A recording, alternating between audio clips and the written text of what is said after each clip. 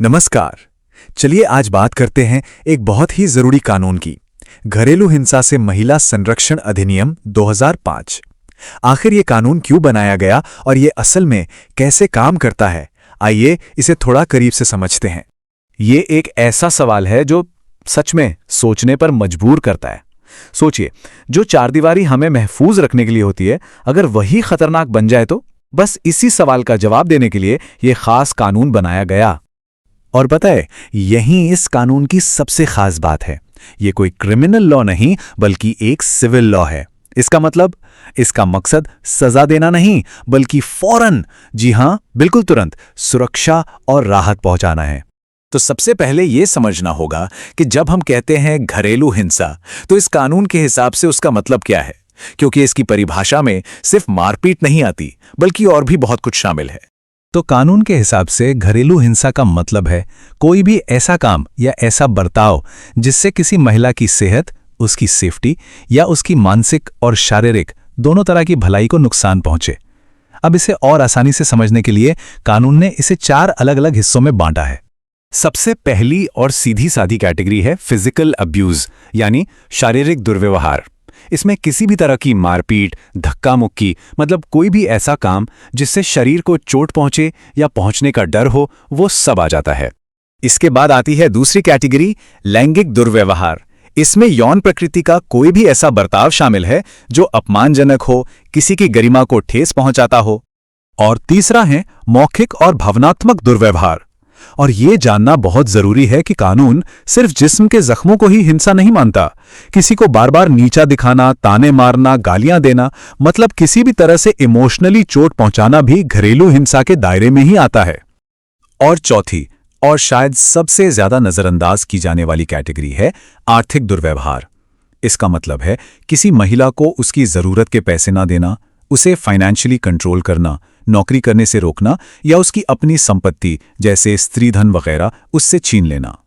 ठीक है, तो हमने ये तो समझ लिया कि हिंसा कितने तरह की हो सकती है, पर अब सवाल ये उठता है कि इस कानून के तहत प्रोटेक्शन मांग कौन सकता है, मतलब इसका दायरा क्या है।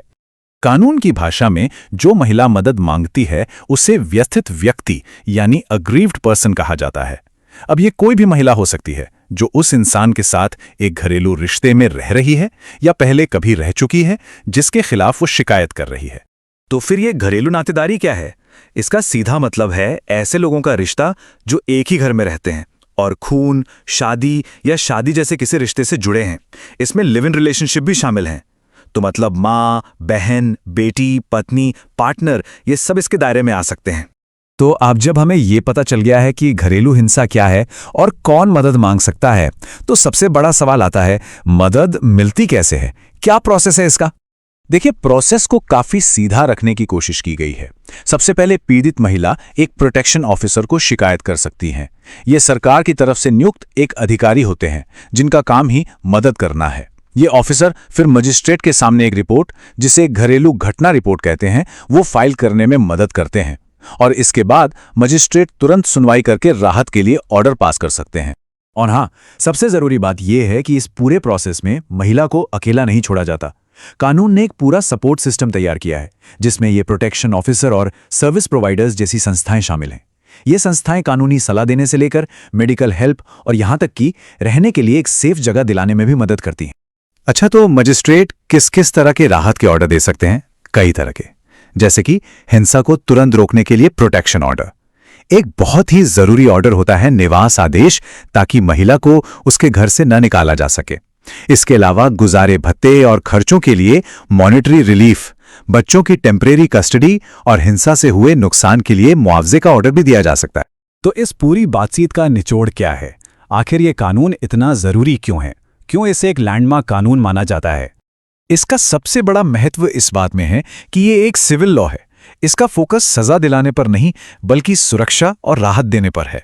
ये महिलाओं को एक ऐसा रास्ता देता है जहां वो लंबी और पेचीदा क्रिमिनल कार्यवाही में फंसे बिना फौरन मदद पा सकती हैं। और इस कानून का एक सबसे क्रांतिकारी पहलू है साझा घर में रहने का अधिकार।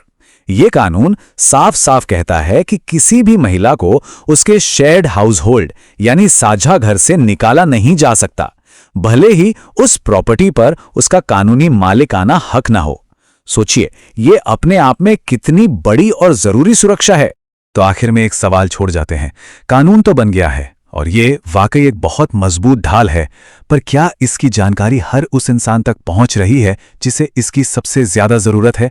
इसकी असली कामयाबी तो इसी बात पर निर्भर करती है ना?